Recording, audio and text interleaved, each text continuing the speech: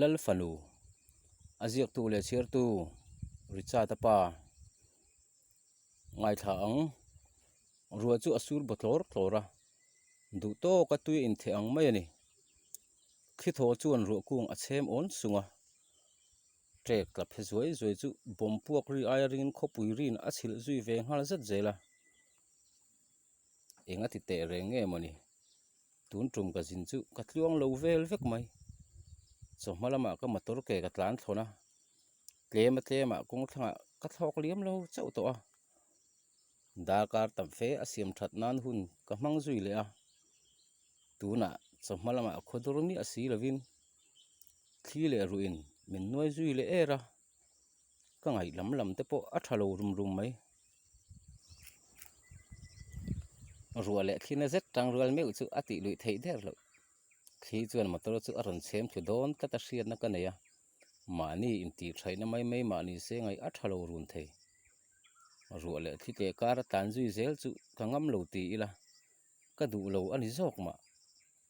van duina akal tuang lak lo to a leimin le thing tlun min del thei ta tani chuta kong sir zaw la ya chuan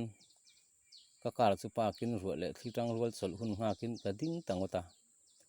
kar chunga chuan pon lam enin ka thu rana ruale thi in kop chuan thanhem ngai dun ngat hle mai ka phone chu ka han ena signal alo om lova abom lo ruak thak battery ro za som nga la om ka om na whatsapp group rang chu ka han honga group thren khata chun post zanga chuang te zani te za te som nga te soivek lo mayang private message alo om nual bok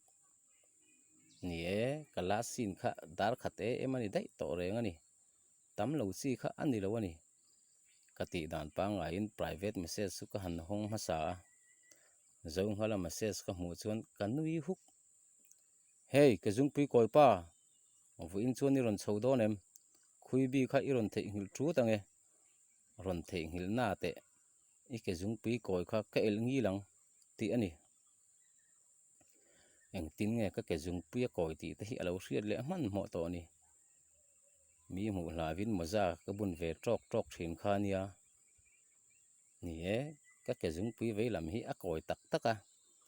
a koi chan po kan futsal khelna thian param du anen ke chi pin kan in charge wang ani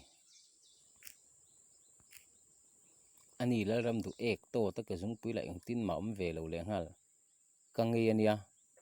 a ke jung pui khal zet kha futsal bola khan tang vu se ka ti te lu nen ma se a ke jung pui ban kha arin nom lu tuka futsal ball ti vel awanga thlok chu ka moi ani si lo kha apoi lai ber chu ni zong halan khui bi ati ber chun kanui ati za zuala ganza asoi ve na ni e ganza hian ming hi anga khopa kho sang hian a ming hi an phua kho then khata chuan trip an tia a thenin tual an tia a thenin hildup a thenin tual chung an tia a thenin nui hiau an tia tuna ka omna khuwa zo hala ta khuwa hian khui bi an ti thung kanu message su ka han hong le a boya pathian ti tlatin nuang che I na rin omla rin lo lama tangin mal somna alo thleng thei ti hrengang che ti alo ni kanu hi chu awa han ti thathin thak tak number hlang atanga ka message don chu ka han hong le a ni zan kha iwa chelo ve ti ringotani an dp ka han chek wata ma se signal ka nei lo wangin alang theilo tu tak chu ni mo a message atangin nei chi ani ngei chu ka ring ma se tunge ani rin dan po ka thiam chuang lo tun hnaya me chi nen kan in him hnai lova me chi pon min him hnai heklo ngai zong chu ka nei ve to nge ya ma se kan in then a rei to ba ka pasala nei le dai to ni zang kha in thla na party kha ka thian te nen kan nei ve nge ya ma se me se single pakhat ma an run kal lo ka thian te pata sa ve kan ni chu tiang da kar chan ve zat ka din nu chuan ruột lệ khi chuồn bàn dai ăn rel về ta thả mà kỳ pun tlan chuak ka ruột về ngal zat mà sẽ tlan chak ngam ta thlat lo kong a chuan chu ma lo jing phui chuaya ka hmalam fit som ni vel bak a mu hle thei thlat to lo kho chiat wang ani che kang khuala chu thim zui mai tur om hian a hnim rui le ngal motor headlight chit angai pha hial light po chuan a chhun thui lo ngang mai bok si muang chang chuan ka tlan zela chhum jing la chu a cha tul tul emoti tur ani chu tianga minute som panga vel ka tlan le hnu chuan kong koi ul zet pakhat hi alo oma koi ka pel fel chia kong maralai ka tlan than tia chuan ka bei sei lo lutuk thil ka hmuthut motor light in a chhun phak china chuan mei se pakhat hi saruak ngal ngat hian kong laia chuan alo thu sop niai mai ni chu ka van phu chiang tak a saruak na chu chang el hna chuan khu ve bok ma se om zia anei thui lo hle budor khop chuan ka ding zui chota chuta chunu hmel chu ka han en chianga asam chu a phengin a thur bova a tak sabal em po chu ka hmutel a hmai bal zeta chuan ti sen ni om tak hi a luang sen ngui bok ma se a tak sa chu a mamin a in phut moi hle thunga tun lai tong takin a khal kan tiang si kha ani mi hring pa ngai nge ani a ram huai nge tharau ti po ra thiam lo la sinula an soi thin hi ani zawk em le ma se la sinula an soi thin ang chu ani si lo la sinula chu ni se tiang hian aron in lan lo topang a tha thei ang berin min ron nui var tura ka ngai chu a hmutu te soi dan tlang pui ani ka khur dar dana ka hlau deuh ti ro ka chiang chuta kar lam chu muang chang hian aron pan phei ta chat mai le ngun zet thin ka lo en renga min ri grab zongin ala khom lo reilo te a kar bul chu ron thlengin a front seat kong khar dar thalang chu aron kik ri takar kar mai ka hon sakang nge ka tlan san don ti in kan ngei tu boi na sa hle chutia kain ngei tu boi lai tak chuan hey sangkung lo hong te min ron lam turin i ron kal hi ka ring reng ani dar thalang kikri kar pa chuan a ron ti tamaya min biak dan vela chuan min hresa ang ka ti min hai aniang sangkung a kani lo tlat heta hian engei ti khungei kaldon ti in ka han zot le ta min chang don lo emo ka ti hnu chuan nang hian min hrelo der velamo ngoi tak ro ila hra ve khopang ka pa ka hril don khop te chu ala ti tak deuh dewa a o atang chuan a thin rima ang a ti tawa ang lek bok lai khi pa hara omani khi pa hara i thu soi om zia kha ka hrelo tu ngei ni khoi om ngei ni min hrengai em ni ka han ti le a thom chu a re zui tawang wanga kar bule ro ala ding reng engei ti lucas a in ngei tu boi ve ani mel chuta lo hoi ro thla kala kar kong khar chu ka honga ka sa lo lu ro ka de bur ta huka nei se chu rang zet thian a ron lu ta kalo me a ron ti sapa a vot ti wange a khur dat ti ka mi chhir chuan ka hmu thei har em mak ti mel zet thian kar chung mel kul ruai chung hian te kha iti cha cha hei hi enge ni phok fe hian a han ti le a mel chu mak ti nei na khatani ama chu ka han en zoka hei khatin min ron en su ti na lo kin ki chai ya ni han en chik ve ngam po ni lo a pian lima a om ang chi khana ni a om ni ngoi rungin kara tong chung ka chuaka kar hung chu hongin ka beka ka ke korole kamis kala chuaka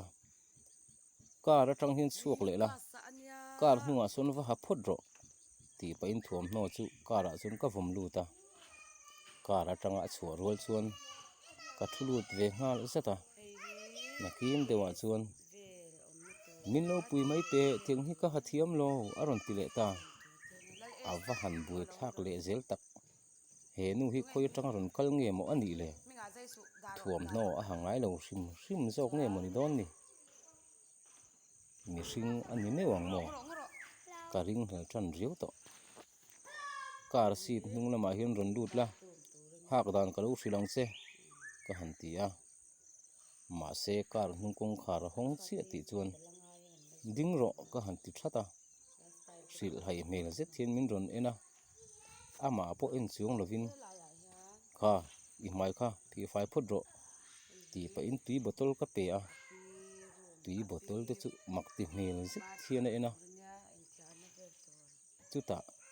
min hung chhun zong chuan a hmai chu a phi zui ta a hmai phi zo nu chuan min ron ena kalo lu thei to ngem a ron ti a kalo bu khum zau ringot kar chunga ron lu nu chuan thuam no hak dan chu kan han in zir tir le a thuam no a hak fel nu chuan kar hnung atanga chual tir le in a thut na ngai a front seat a chuan ka thut tir le a kalome ti sapa in min ron en zawa ke pon kalo en ve lai tak ani wang kan mit chu a in tong si mai ani chu anui zui se ya ke ro chu ka hoi sang hal vak thung ke hi ka lai de ni mole awan zia lo tak a mela chuan za om ruk na riau anei thatani a mel a tha a mit meng a moya a ophoi a moi bok anuliana a vuna ngova a piana nal tel bok ama a chuan ka du zong chu ka mukim ngal vek ni mai kein hria mi ta hmu thei lo ami se chhit le that ero ka hre hau lo thung enge heta hian ti saruak khan eng wanglom ngei ni ka zo na chu chang mai lovin malama en ngara ka tong chu hre om puin om lo he nu hi a 99 deuh chiang mai a biak sum tlak vak don lo ni hi tiril ro chuin kar tep chu ka ona ma mi war te sak dam lai par ti chu ka ngai thak san ta da ya music ri a hriat chuan a phu deuh dora mak a ti hmel ngang mai ma se eng ma phei zong a soilem lo kar chung chu ang deuh pho chung hian a mel kual vak vaka motor la mungai mi a lo ang ber chutia in belawa mi som thum vel tur kan tlan hnu chuan he nu hi ka phur ve ringota khonge a chuk don po ka hre si lo ti chu ka ril ruwa a ron lang thut chuta kar chu ka ti ding chota mazong kan buzui dora hey nang hi khonge kalitum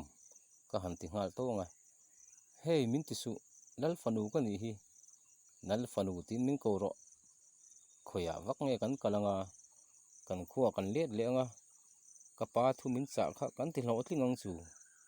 nge ni nang hian ri ru hran lo pu to zo kem ni aron ti le ta heu mai he nu hi a de tak tak ani don hi in khuwa chu enge ming khonge om in soi fi lo chuan motor tang hin ka chuk ti rang che pui tura min som chan kha enge ni reng renga ti in ka zot le a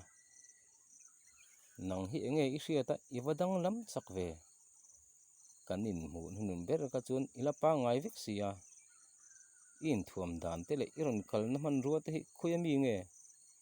a thoma waring ve aron ti le dai mai ka bo tul tul a eng ma zong taka ngai to chuan min haina sala tuk chuan kanui ati zalek lek bok ma se kanin hria dan in per san lu tuk chu a thlak ru hle bok si phur lo tur ka lo phur che ni hi ti su pa in lal fanu engei ming eng tin ngan ko thin che angoi le vung to ka biak che chu hre lo mi ka o chu avin lek ani ka ming le zel pui thei ngil to mo ti in min ron ena amita chuan mit tui lo tling tapam mai a rupa zau bok ani chung te la nem hona tur in le lo te ila nem tin ka han zot le a ka zo na chu min chang lovin mi tui tling pam chungin hmalama en ngar ngot aril ru ka tinain a thin rim deuh ani ka ring he nu hian chian lo na engemaw tak zonga nei ani amit meng vai deuh riai reng te chu a pa ngai harama ama to ani a chhul te hi alo thalo reng ani anga tin ka ngai tu zui rau rawa chhum chu alak jing chuai renga a tlan sawt hlei thei lo reilo te a thimin min nang don ti po khom dan atang chuan hai rual ani lo he nu nen chawa zan hun man chu ka phur fashan lo kher mai ma se pe hel thei rual ani si lo eng wanga ke kherin tong fu chenge mo ka ni le midangin lo tong jok che sel ani tur tinwa nu chunga alam ka va hoi le chuan alo mu hil bor bor to ka phun ri po chu a kher lovang a hriat tura soi po ka ni chi alo bok ka thil char chung changa ka rin dan te chu ngai tu rau rau chung chuan muang chang chuan ka tlan zela ka thil char tong vai ni ni ring chu hriat chiam tumin ka ngai thlakar bok kanu kapa min pui ru ka du lo sangkung ti vel ani he nu hi a om lo na tur hun le huna a chenga mani le kan generation ami ani lo tlatin ka ria lo dikta se engtin nge kan generation a hian aron lu thei mi thi tho le ani ngot lo chuan thil thei ani lo ma se a om dan enin mi thi tho le han pu thluk ngot chi ani si lo dakar chan vezet kan tlan le hnu chuan kana thona zo hmala te khodai chu kan thleng ve le ta hlol mai kami chhar chu alamu tui bar bar hle motor chu ti dingin zunram thir turin ka chuaka zeljuk te siamin kong sira thut cholna an siama chuan ka thu wang wanga motor hmalam dar thalang chana ka thil chhar tui takamu hil lai chu ka va mu theia a chaw hle ani don so engtia han ti zel chi nge ni don ni ka in lua ka hruai ho don nge ka suk tiranga a om turin ka chhuah zalian tok mai don nge ni han hruai ho ngot donila thenom kho veng te ba ka thian ten kanu pui ru ke mo anno ti tum sang om si a thian te zinga ro ro po thian pa zo hmalan min ring lo le zual don ani ma se om dan enin han kal san ngot si nin ka hre si lo chutia ka thut chol wang wang lai chuan phone call a ron kala ama zo ngala nge lo ni aron ti har ka ti reng ani ti sup pa in phone chu ka han pick up a rin lok ang nge in i varon thleng har ve ka zum pui koi pa tuna khongai om ka thil cha che kha iron honang tiro ron hon lo na te ka vodu bluarang che aron ti nga lung lung mai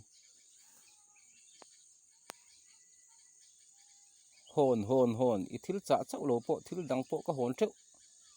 ngak hel over pi thin lu tuk mai chuan ka in cha bi kha in chunga ka da a e rong khalo bol su la ni mai hey i lo in bol ke ble ringot anga o mi pahni e tur chi lo siamang che ka ti let ve hrepa pahni e tur ti ami tunge pahni na chu ke ke zum pui koi pa nu pui ron ru chho ani mo ler thak pa le i ngai zong nei te chu enga i je ve khang lan ni aron ti le lung lunga zo hmalan ne ken biak zo chuan ka thil thar chu ka ve en le a mak ti mel zek thian bin khap lek lo hian min lo en kiu mai ni chu eng tiari nge chu tiang chuan min lo en to ang ni motor lam chu panin ka lu ta iron har to ni mo iwa mutui suk ve i tong vai na sa bok si ka han ti a chunu chuan kha enge ni thil eng thei kha tin ka phone chu aron kok dai a tong vai thu ka hril chu eng he huwa ma angai lem lo ni hrelo tak tak ami cell phone ani hi kol valen sama mi po hemi mang hian abiak the sin tim ka han thil fi a han ngoi deuh wangwanga ani chuan kanu le pa te ka van bedu ve an biak theyang tiro atia ke chuan theye an phone number riami soilai bedon nia ka ti le a chuta enge number chu ati le ta heu mai phone thim hi almer riat me lo ti ka ra thiam thuaya ka thiam ang tok chuan a om zia riat thei tur anga ka ngai ang chuan ka han ril fia le ria chuta ko chung kan lu tran ti chuan a hoi le ta vual mai in an van nei mak hlom em enge eng vu ho khi ar siam ni ati le tamau mai in khuwa he tiang in hi a om ve lo mi khimi eng vu khi electric eng ani khi e riat thiam thei dan tur chuan kol phetha anti kol phe atanga siam tak ani lova kol phe anga ranga a en thei wang ani kol phetha an siam a jok chu lui tui an khop li luwa ta chuan khol an da ti chuan kol phetha electric chu an la chuak ta ani ti in atang pui chu ka han ril le thuaka eng anga chip cher pon ril ila a hre thiam tak don chuang lo ani veng lai kan thlen chho meu chuan an hoi hai na sa to em khopa building lo ding in se khup te chu motor chunga tang chuan a thlek ton seka a hriat tok lek chuan eng emoni hi soin a phun sepa a soi ka hriat chian de mai pakhat chu lung in na watam em ve tu te ker kok nge niang le an ker pe mai mange o ati ri chu ni kanui chua khuk ole he than thu hi chun zom zel tur ania ma se ka ziak chop zel ti kha min lo hriat sak ula voice record hi phone manga kati awangin du thu sam lo hle maya min lo hre thiam ram don nia mang tha vek ule